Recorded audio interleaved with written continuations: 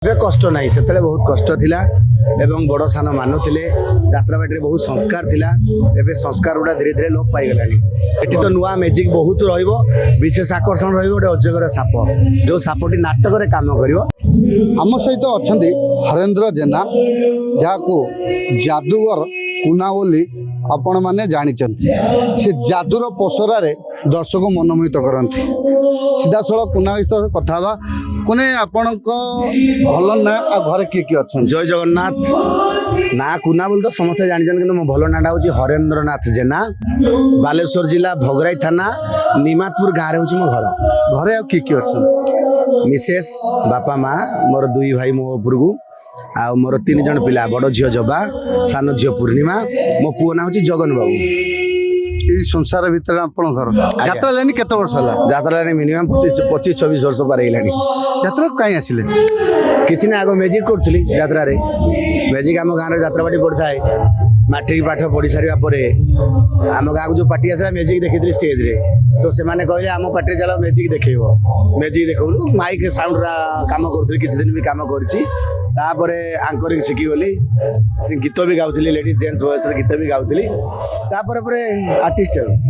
ସେତେବେଳେ କେତେ ଟଙ୍କାକୁ ଆପଣ କାମ କରୁଥିଲେ? ମୋର ଡେଲି 100 ଟଙ୍କା ମଜୁରୀ ଥିଲା ସେତେବେଳେ।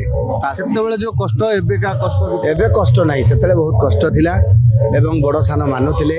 ଯାତ୍ରାବାଟୀରେ ବହୁତ ସଂସ୍କାର ଥିଲା। ଏବେ ସଂସ୍କାର ଗୁଡ଼ା ଧୀରେ ଧୀରେ ଲୋପ ପାଇଗଲାଣି। ଟୋଟାଲି ଆଜି ଯାକେ ଆପଣ କେତେଟା ପାର୍ଟି ଜଏନ୍ କଲେ?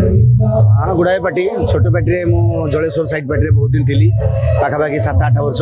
ତାପରେ ଶିବାନୀ ୟୁନାଇଟେଡ୍ ଆସିଲି, ସେଠି 4-5 ବର୍ଷ। ରଙ୍ଗମହଲ, ଇନ୍ଦ୍ରଭୁବନ, ଯାତ୍ରା ସମ୍ରାଟ, ତୁଳସୀଗଡ଼ ନାଟ୍ୟ, ଅଶୋକ ସମ୍ରାଟ, ସ୍ୱର୍ଣ୍ଣ ମନ୍ଦିର।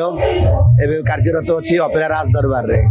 এই যাদু যাত্রা সংলাপের থাকে না ଆପଣ ମନକୁ ମନ ପୁରାନ୍ତି? ନା, ଏଇଟା ଯାତ୍ରା ସଂଳାପରେ ଆମେ ପୁରଉ। କାହିଁକି ନା ସାର୍ ମାନେ ଜାଣିଛନ୍ତି ଯେ କୁନା ଏଇସବୁ ଜିନିଷ ଜାଣିଛି।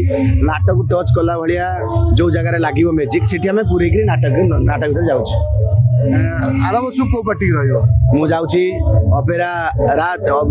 ଏବେ ମୁଁ ଯେଉଁ ନେକ୍ସଟ ଇୟର ତ ଯାତ୍ରା କେଶରୀ।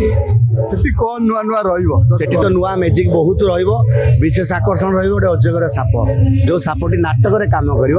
ସେଥିପାଇଁ ଆମର ଯୋଜନା ଲାଗି ରହିଛି, ଚାଲିଛି। କେତେ ଫୁଟର ସାପ ରହିବ? 10 ଫୁଟ ଟାର୍ଗେଟ୍ ଅଛି, କିନ୍ତୁ ଦେଖାଯାଉ କେତେ ଫୁଟର ରହିବ ନା ସେଇଟା ଷ୍ଟେଜ୍ରେ ବୁଲିବ, ଦିହରେ ରହିବ, ସାଇକ୍ଲମାରେ ରହିବ, ବିଭିନ୍ନ ପ୍ରକାର ଜାଗା ରହିବ ଯୋଉଠି କିଛି କ୍ଷତି କରିବ ନାହିଁ। ସେଥିପାଇଁ ଦର୍ଶକ ପ୍ରତି କିଛି ବି ଖରାପ ହବ ନାହିଁ। ସେଇଟା ନାଟକର କାମ, ଲୋକଙ୍କର ଏଣ୍ଟରଟେନମେଣ୍ଟ, ଲୋକ ଖୁସି ପାଇବେ, ମଜା ନେବେ। ଏ ସାପ ନାଟକ କାମ କରୁଛି, ଏଇ ହେଉଛି କଥା। ଆଉ କ'ଣ ନୂଆ ରହିବ? ବହୁତ ମ୍ୟାଜିକ୍, ବଡ଼ ବଡ଼ ଜିନିଷ ରହିବ। ଗୋଟେ ଉଡ଼ନ୍ତା ମଣିଷ, ଝିକଝାକ ଲେଡି ରହିବ। ଗୋଟେ ହିରୋଇନ୍ର ବୋଧେ 4-5 ପ୍ରକାର ଡ୍ରେସ୍ ବି ଚେଞ୍ଜ ହବ ନାଟକ ଭିତରେ। ଏମିତି କିଛି ଆଇଡ଼ିଆ କରିକି ରଖିଛୁ ନାଟକରେ କାମ କରିବୁ ବୋଲି। ଆଉ ଦେଖୁଥିଲେ କୁନାଙ୍କ ସହିତ କଥା ହେଉଥିଲେ। 2026-27 ପାଇଁ 10 ଫୁଟର ଅଜଗର ଚିନ୍ତାଧାରା ରଖିଛନ୍ତି, ଷ୍ଟେଜ୍ ସାରା ଖେଳେଇବେ। ମାହାଙ୍ଗାରୁ ମହେଶ୍ୱର ବେହେରାଙ୍କ ରିପୋର୍ଟ, ପ୍ରତିଦିନ ଟିଭି।